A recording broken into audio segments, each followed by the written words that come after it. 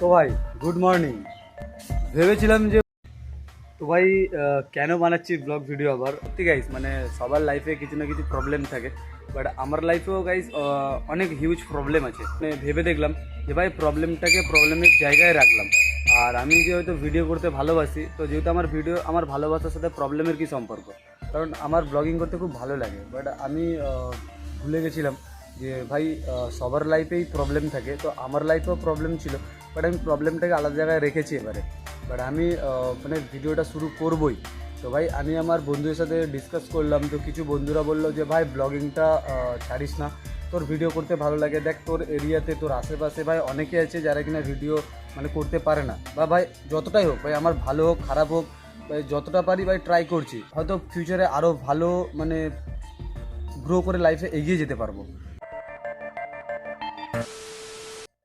তো হ্যাঁ ভাই, তোমাদেরকেই বলছি, মানে আমি এটা আমার সেই কাছের বন্ধুদেরকে বলা হচ্ছে, মানে যারা আমার ভিডিও দেখে ভাই সবসময় মানে আমাকে বাজে রকম কথা বলে।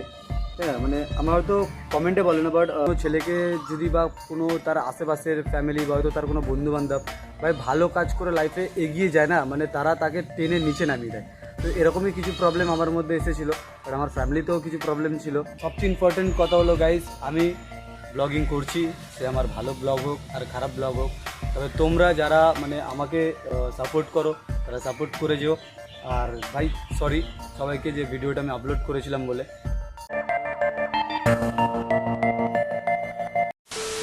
তো ভাই ইম্পর্টেন্ট টপিকটা হলো ভাই, তোমরা ভিডিও করো, ব্লগিং করো, যাই করো ভাই, যে যেই ধরনের কন্টেন্ট ক্রিয়েটার আছে, প্লিজ দয়া করে ভিডিওগুলো না নিজের বন্ধুদেরকে তোমরা শেয়ার করো না, যেটা আমি শেয়ার করে ভাই যতটা পৌঁছতেছি। ভাই এই কথাটা কেন বলেছি হয়তো তোমরা জানো, মানে ভাই নিজেদের বন্ধুবান্ধবরা না সাপোর্ট করে কম, মানে খারাপটা আগে দেখে।